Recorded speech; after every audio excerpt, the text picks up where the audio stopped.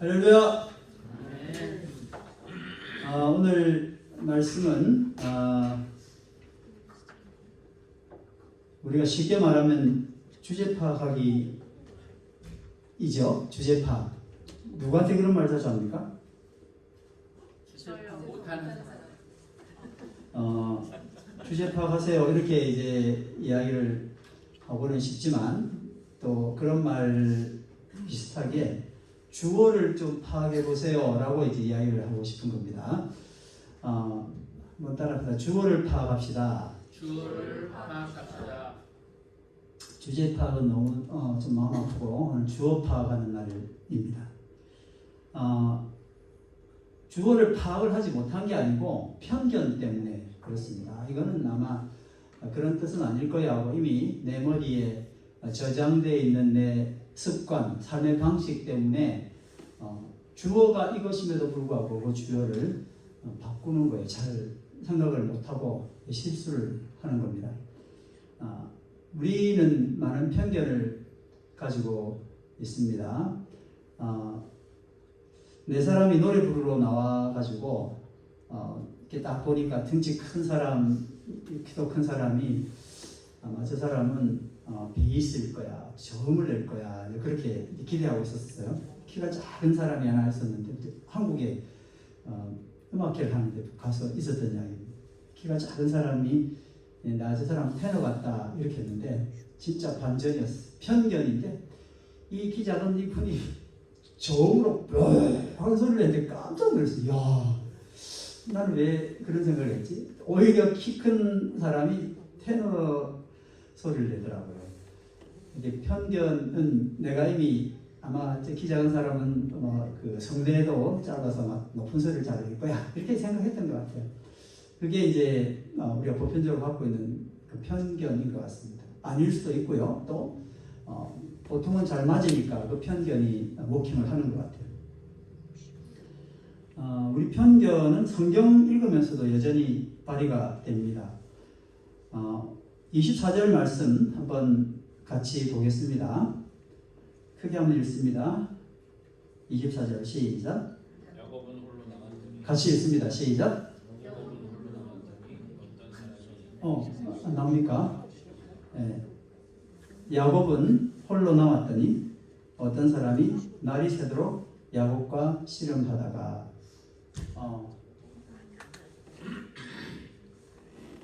네, 다시 한번 읽습니다. 그게 시작. 야곱은 홀로 남았더니 어떤 사람이 날이 새도록 야곱과 씨름하다가. 이 성경 구절을 이제 보면서 제가 이렇게 미리 이렇게 다 소위 말하는 약까지 다 치고 이제 이야기한 거예요. 주어가 뭡니까? 야곱입니까? 어떤 사람입니까?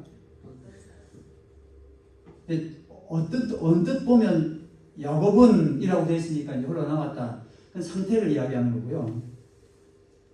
주어는 야곱이 어떤 사람하고 싸운 게 아니라 어떤 사람이 야곱에게 와서 싸움을 거는 거예요. 주어가 지금 다른 상황입니다. 맞죠? 근데 이걸 이렇게 읽지 않습니다. 왜냐하면 지나가는 거기 때문에 이제 야곱이 홀로 남았고 야곱이 누가 오길래 한판 싸웠다 이렇게 이제 본 거죠. 설교 제목은 뭡니까? 그러면 하나님과 씨름한 야곱 이렇게 할 겁니다. 그리고 이제 그 뒤 내용을 보면 야곱이 하나님과 씨름하고 있거든요. 그러니까 주어를 그냥 아주 편견을 가지고 야곱이 아니라 주어를 어떤 사람으로 봐야 되는데 계속 야곱으로 봐온 거예요. 지금껏 아마 그런 분도 계실 거예요. 주어는 아마 야곱일 거야. 계속 야곱 이야기 나오다가 느닷없이 어떤 사람이 나타났으니까 다 스킵하는 겁니다. 근데 성경을 처음 보는 사람이라면 오히려 이걸 주어를 바로잡죠. 왜냐하면 성경이 있는 대로니까요. 나는 야곱에 익숙해져서 야곱이 주인공인 줄 알았는데 느닷없이 그 주인공 사이에 푹 하고 한 사람이 들어온 거예요. 그러니 여기 주어는 분명히 야곱일 거야 라고 그냥 쑥 지나갔다 하는 겁니다. 편견이죠. 이것만 있느냐? 왜 우리는 이렇게 왔는지 모르지만 이것만 있느냐? 그게 아니더라고요. 창세기 32장 1절 한번 보겠습니다. 창세기 32장 1절입니다. 뭐라고 되어 있습니까? 시작, 크게 시작. 야곱이 그를 가는데 하나님의 사자들이 그를 만난지라. 자, 또 상태가 나왔습니다. 야곱이 길을 가는데, 그러니까 누가 주인공이에요? 야곱. 그런데 그런 줄 알았는데 뭐라고 되어 있어요? 하나님의 사자들이 그를 만난지라. 누가 주어예요? 하나님의 사자들. 뭐 그런 쉬운 이야기를 자꾸 물어보나 싶죠. 근데 우리 삶이라는 게 이렇게 이상하게 꼬여 있어요. 편견 때문에 야곱이 길을 가는데 야곱이 하나님의 사자들을 만난지라 이렇게 써야 말은 맞아요. 그렇죠? 근데 이게 아니라니까요. 야곱이 길을 가는데 야곱이 하나님의 사자들을 만난지라 라고 하지 않고 야곱이 길을 가는데 하나님의 사자들이 주어를 확 바꾼 거예요. 주어가 바뀌었어요. 누가 만났다고요? 하나님의 사자들. 크리스천들은 이미 32장 1절부터 실수를 한 거예요. 그냥 주어가 바뀐 게 뭐 대단하나 싶잖아요. 사실 우리 인생에서 이런 문제가 너무나 많이 나타납니다. 여러분 인생의 주인은 누굽니까? 나고, 내가 잘 먹어야 되고, 내가 아프면 병원 가야 되고, 내가 무슨 실수를 하면 내가 풀어야 되고, 운동도 해야 되고, 다 나잖아요. 근데 느닷없이 주어가 확 바뀌면서 나타나요. 뭔가가. 그때 나는 그 주어를 그렇게 읽지 않고 또 내가 주인이냐, 내가 누구를 만난지라 라고 이렇게 내가 해석을 하는 거예요. 내 편견 때문에. 근데 그렇지 않습니다. 여러분, 크리스찬과 크리스찬 아닌 사람의 차이가 뭘까요? 구원받은 사람과 구원받지 못한 사람의 차이가 뭘까요?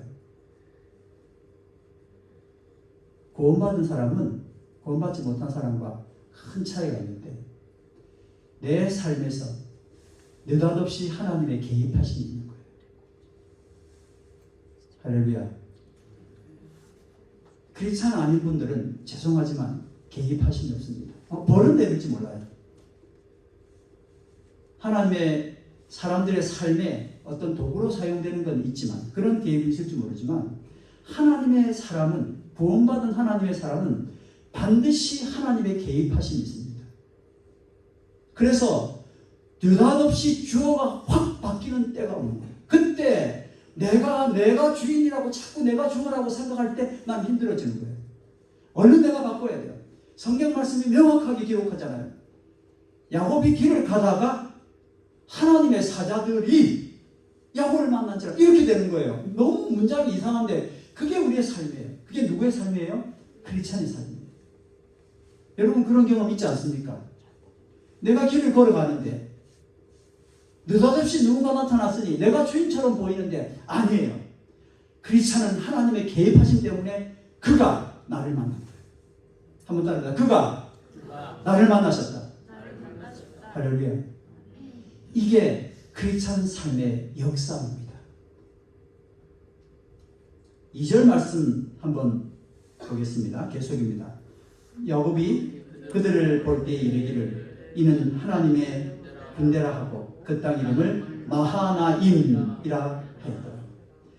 하나님의 사자들이 길을 가는 야곱을 만났습니다. 우연을 가장해서 만났습니다. 하나님의 전적인 내 삶에 개입하심을 의미합니다. 이 만남이 24절에 나오는 약복 강나루에서 야곱을 만나는 사람 이야기와 맥을 같이 하는 겁니다. 여기 하나님의 사자들, 이게 바로 마하나 엘로힘입니다. 걱정 가득 안고 고향길로 돌아오는 야곱을 하나님의 사자들이 둘러 진치고 있는 것입니다. 야곱이 잘해서 그랬을까요? 내가 한번 물어보겠습니다. 여러분 잘해서 내가 여기 있습니까?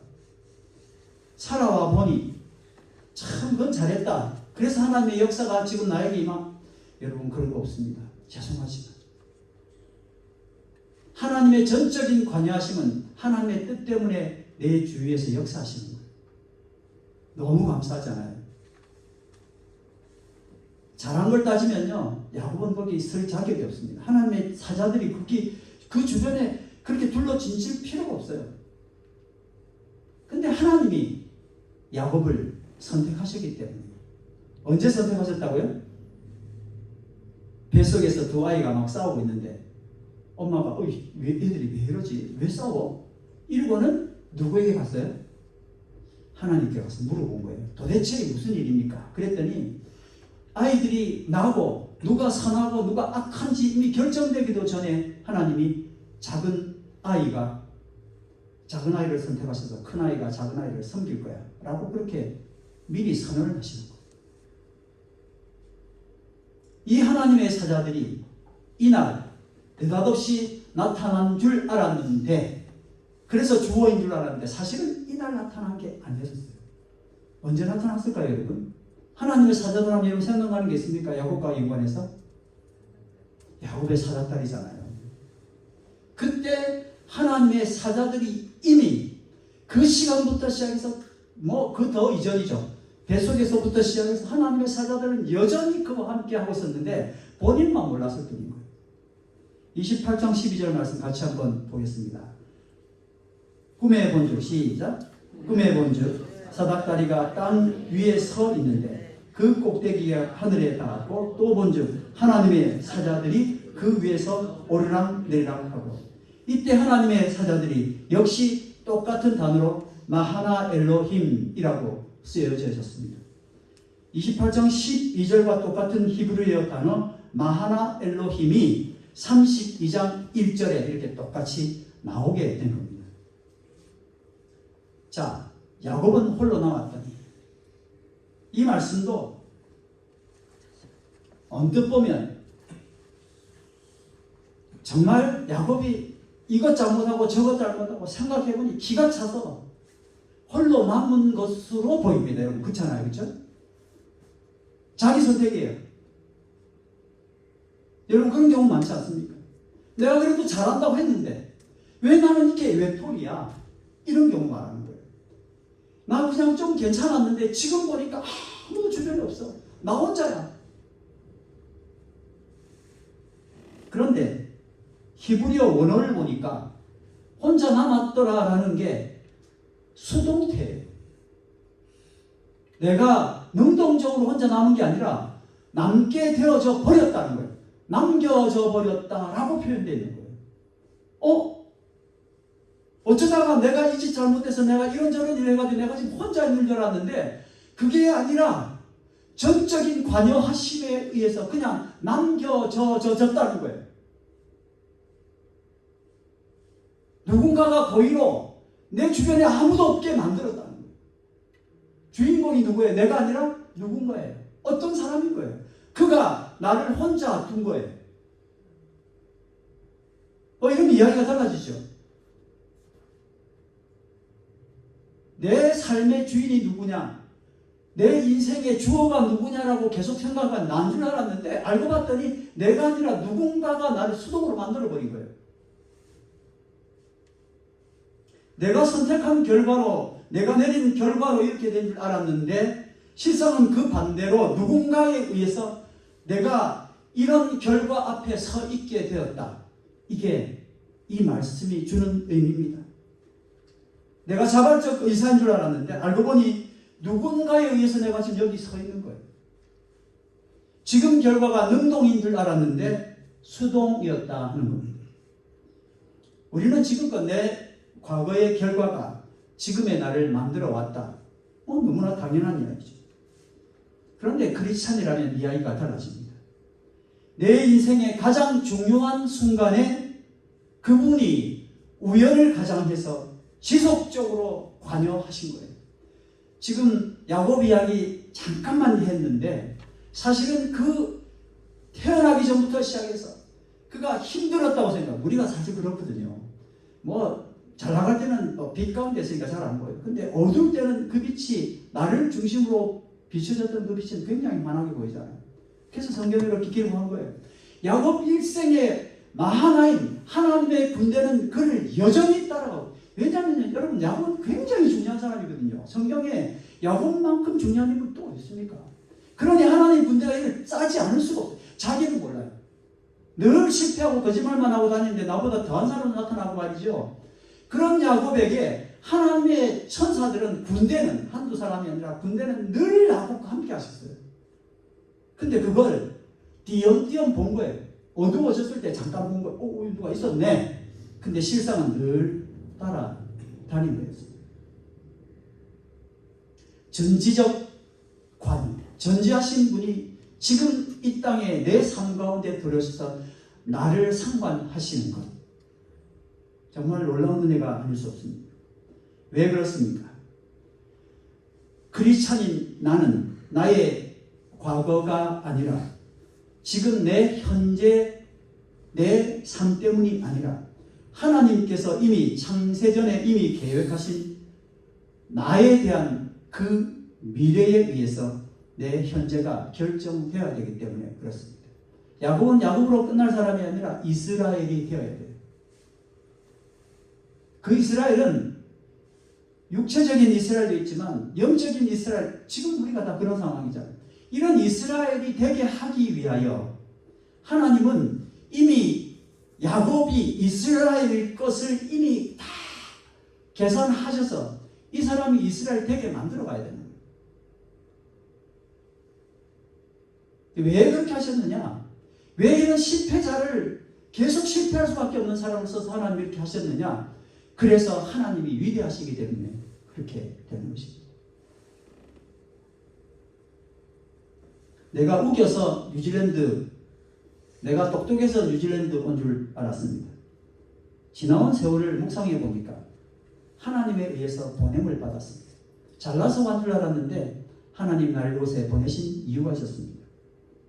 탕자가 자기 발로 걸어 아버지께 온 줄 알았는데 알고 보니까 아버지의 엄청난 사랑이 탕자를 이끌어서 아버지께 오게 했다. 이게 나를 수동으로 만드는 하나님의 역사인 것입니다. 크리스찬 삶에서 종종 혼자 있게 되는 순간을 만나게 됩니다. 이때 내 선택에 의해서 혼자가 된 것이 아니라 하나님에 의해서 내가 지금 혼자 된 것을 발견할 필요가 있습니다. 주어를 빨리 알게 됐을 때 은혜가 임하게 됩니다. 옆에 계신 분에게 주어를 빨리 알게 되면 하나님의 은혜가 임한다. 시작. 주어를 빨리 알게 되면 내가 나 혼자 내 문제 때문에 혼자인 줄 알았는데 알고 봤더니 하나님이 전적으로 나를 쳐다보고 계시면서 나의 문제를 해결하기 위하여 나 홀로 두셨다는 거예요. 그건 혼자가 아니죠. 그렇죠? 내가 볼 때 사진 찍혔을 때 그냥 누가 볼 때는 혼자인데 사실은 홀로 그냥 둠을 당한 거예요. 주님이 그걸 다 보고 계신 거예요. 내 삶에서 하나님이 나와 함께 하신다는 거예요. 오늘도 김영훈 목사님 함께 하심에 대한 이야기를 서두에 꺼내셨잖아요. 함께 하신다는 것, 이건 축복입니다. 얼마나 놀라운 일인지 몰라요. 그분이 왜 함께 하시냐요? 왜? 나를 사랑하시고 내 문제를 해결하시기 위해서.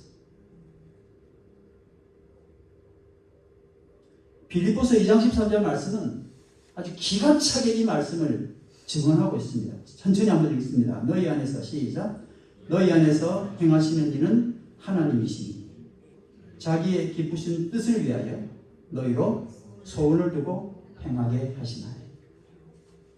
할렐루야. 나왔습니까?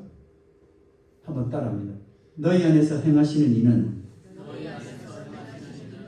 하나님이시니 자기의 기쁘신 뜻을 위하여 너희로 소원을 두고 행하게 하시나니. 하나님 우리 마음 가운데 정말 전적으로 하나님을 의지할 수밖에 없는 수동형으로 만들어 주셔서 하나님의 뜻을 이행할 수 있도록 역사하신다는 겁니다. 내가 한 것으로 알았는데 알고 보니 하나님께서 내 안에 행하고 계셨습니다. 분명 내가 능동적으로 뭔가를 한 건 맞는데 알고 보니 하나님이 내 속에서 역사하셨습니다. 이것이 주기도문에서도 아주 정확하게 기록되어 있는 수동형 지지하는 겁니다. 다 같이 뜻이 시작. 뜻이 하늘에서 이루어진 것 같이 땅에서도 이루어지이다. 아멘. 하늘의 뜻은 이미 이루어졌습니다. 그리고 이 땅은 그 뜻을 이루어내는 장소입니다. 그러니 전적인 수동이죠. 이렇게 야곱 자신이 선택한 결과로 그만 홀로 남은 줄 알았는데 실상은 그와 반대로 하나님에 의해서 홀로 남겨짐을 당하게 되었습니다. 오늘 이 문제에 봉착한 분들은 주님이 나를 홀로 두셨다는 것을 기억하시기 바랍니다. 내가 실수해서 내가 어떻게 해서 된 것이 아니고요. 그냥 주님의 관여하신 그 뜻으로 나를 홀로 두신 거예요. 그리고 역사하시기 위하여 두신 겁니다. 하나님 그분께서 야곱을 홀로 두신 이유가 내가 초래한 어처구니 없는 결과이거나 하나님이 의도하신 황당한 결과이기나를 막론하고 모든 것이 하나님의 지배하심 아래 들어가는 것이며 그것이 그 개인에게 있어서 얼마나 대단한 축복인지 상상할 수가 없을 겁니다. 왜 하나님은 야곱을 홀로 남겨두셨을까요? 이 질문을 우리는 하게 됩니다. 왜 하나님은 나를 이 상황에서 혼자 두셨는가?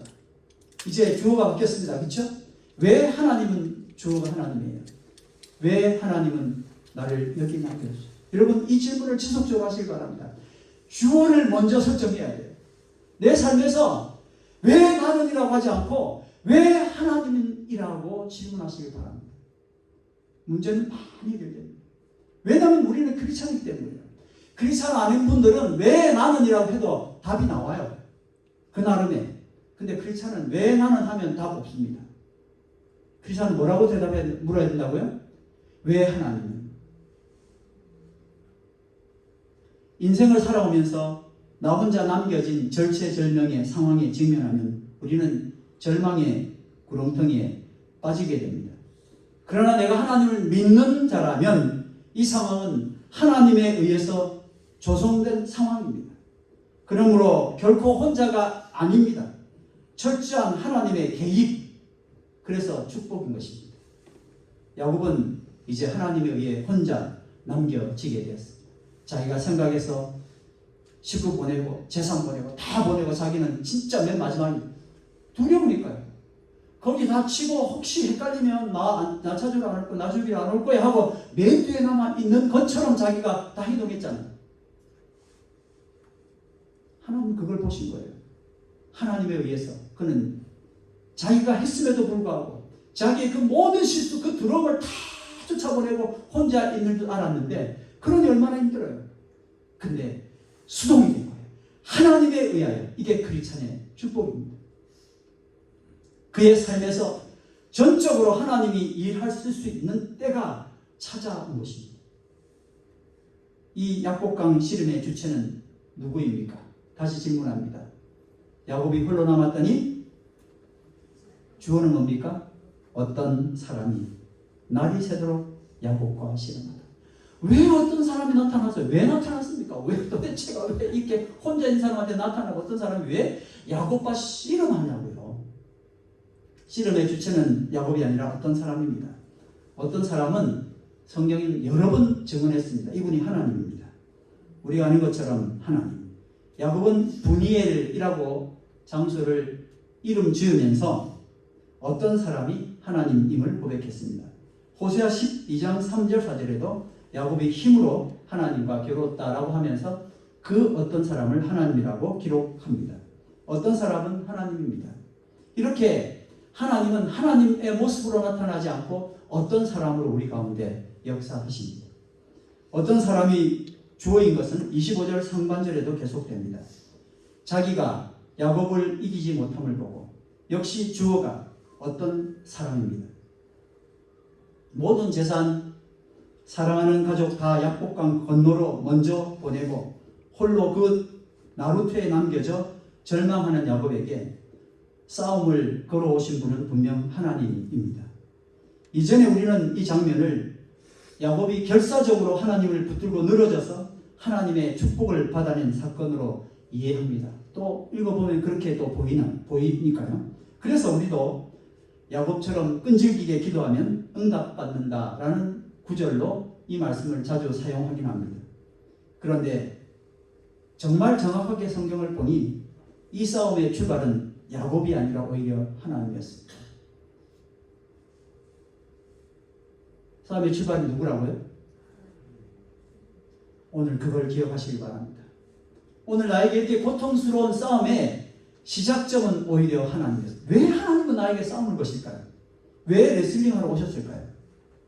야곱이 의도를 가지고 하나님을 찾아간 것이 아닙니다. 잘 몰랐어요. 그런데 하나님이 야곱을 찾아오셔서 싸움을 거신 거예요. 이것은 하나님의 편에서 어떤 목적과 의도가 있었다는 겁니다. 야곱에게 찾아오셨던 이유가 의미가 있었다는 겁니다. 왜 하나님은 야곱을 오셔서 야곱과 싸우셨습니까? 왜 하나님은 지금 현재 나에게 오셔서 이런 절망적 상황을 만들어 놓으시고 나에게 오셔서 왜 싸움을 거십니까? 한번 따라합니다. 야곱을 이기기 위해서가 아니라 야곱에게 져주기 위해서.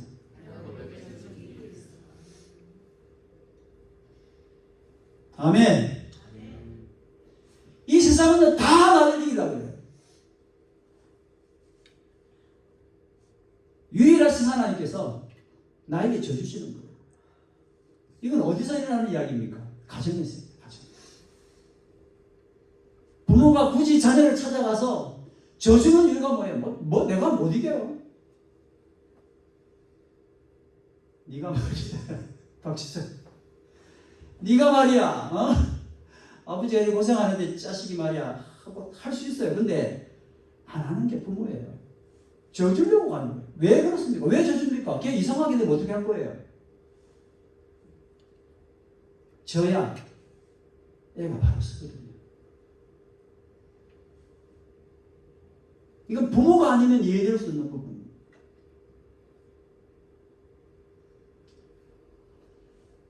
하나님이 있어요. 하나님이 야곱과 씨름에서 졌다. 말이 되는 소리입니까? 다 물어볼 수 있어요. 여러분 다 아빠, 엄마이신 분들에게는 분명합니다. 근데 다 엄마, 아빠 이기고 우리가 나타난 거예요. 그리고 나는 내 자녀에게 이제 져주는 일을 하기 시작합니다. 아는 분도 가끔 계시겠지만 그래도 우리 다 지는 것이 이기는 걸로 다 알고 있잖아요.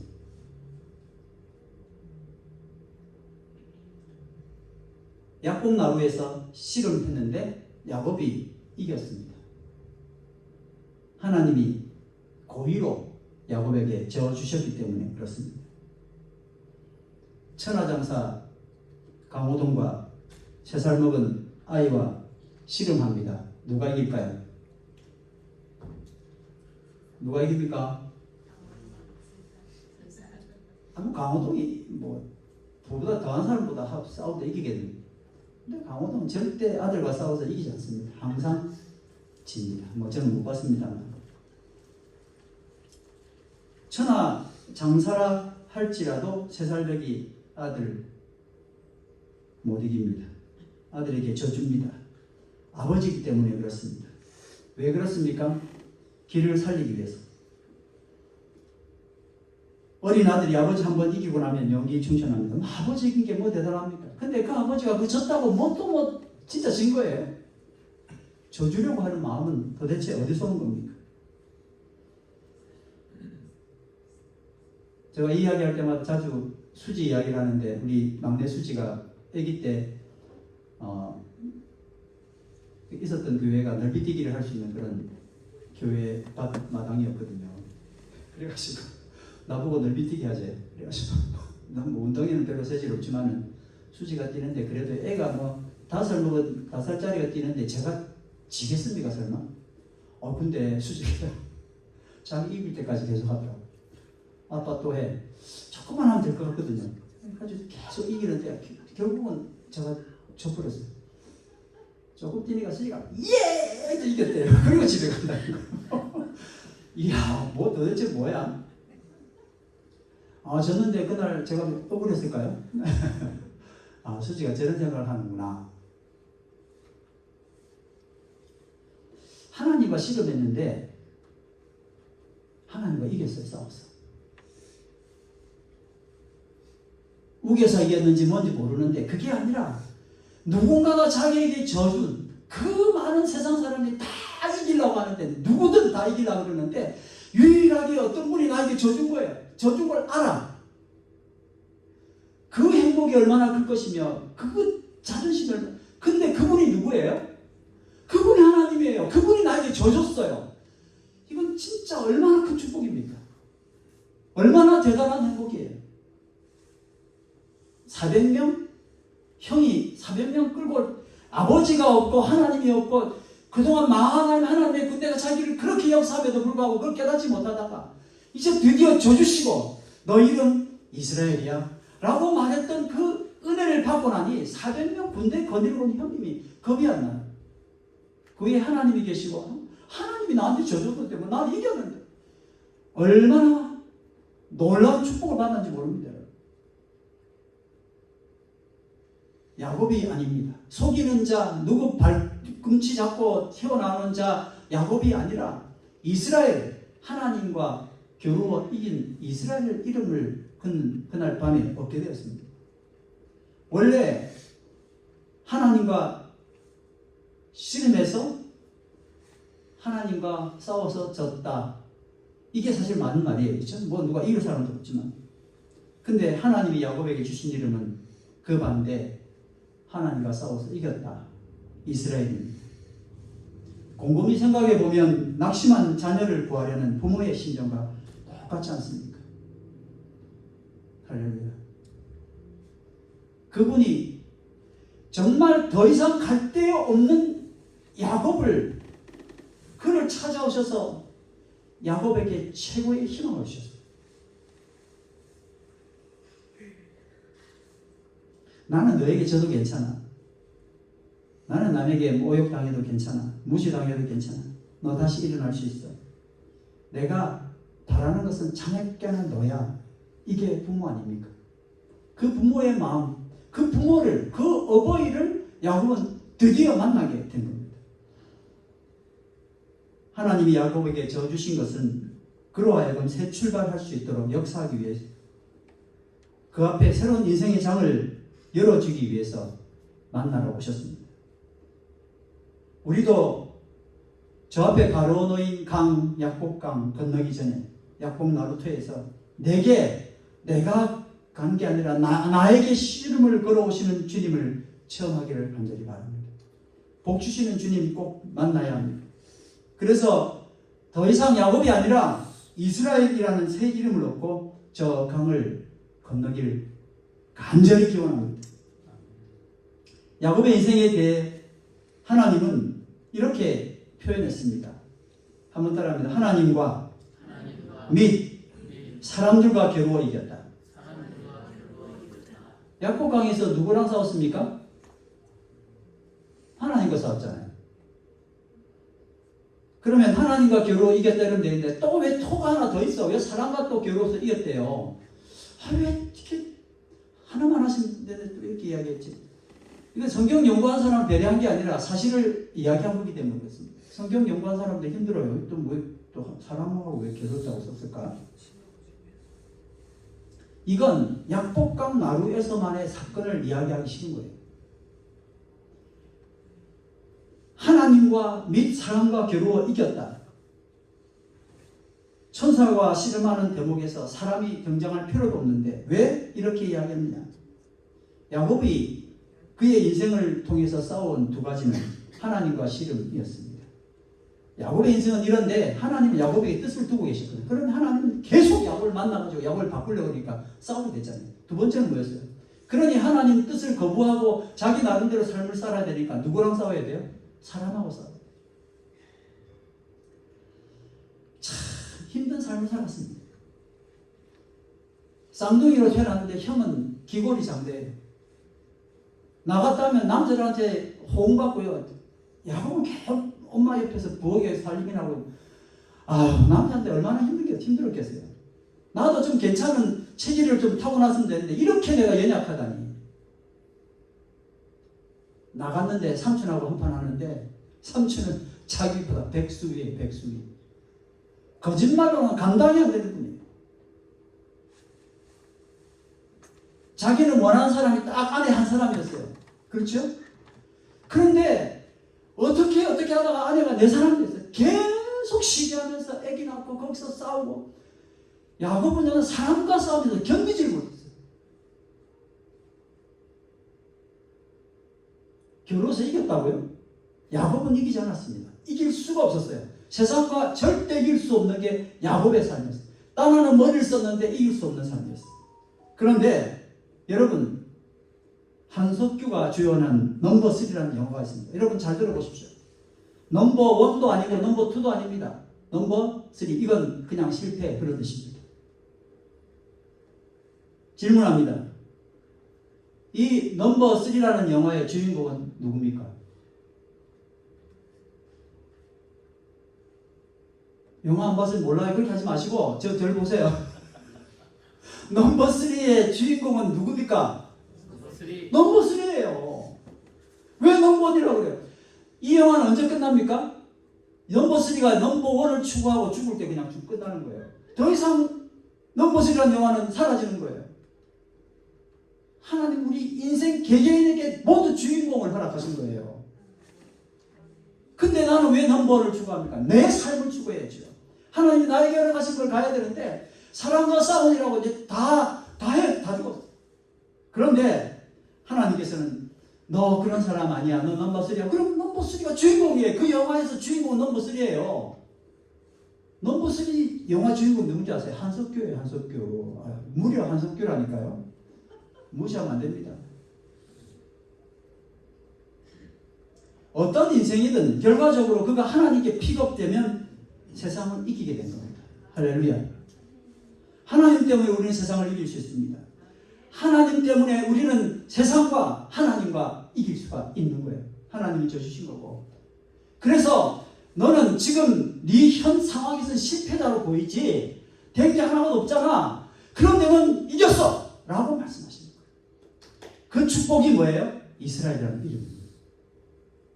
요한일서 5장 4절 말씀 다 같이 있습니다. 대저 시작. 대저 하나님께로 난 사람마다 세상을 이기느니라. 아멘. 세상을 이기면 이것이니 우리의 믿음입니다. 아멘. 고린도전서 15장 57절 시작. 우리 주 예수 그리스도로 말미암아 우리에게 이김을 주시는 하나님께 감사하니. 할렐루야. 이스라엘로 이름 바꿔주셨습니다.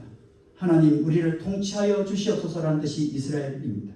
이제 역설적인 이 진리, 우리 삶에 적극적으로 개입하셔서 주어가 바뀔 때에 내 삶의 역사는 다시 시작됩니다.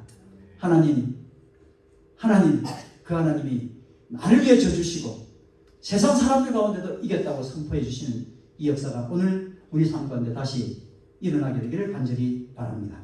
다 같이 기도드리겠습니다. 사랑하는 하나님, 오늘 그저 실패하고 좌절했던 우리의 삶을 야곱을 향해서 다시 한번 돌아보게 되었습니다. 그러나 나는 하나님의 사람이고 하나님이 픽업하신 사람은, 그래서 하나님 내 아버지가 되시고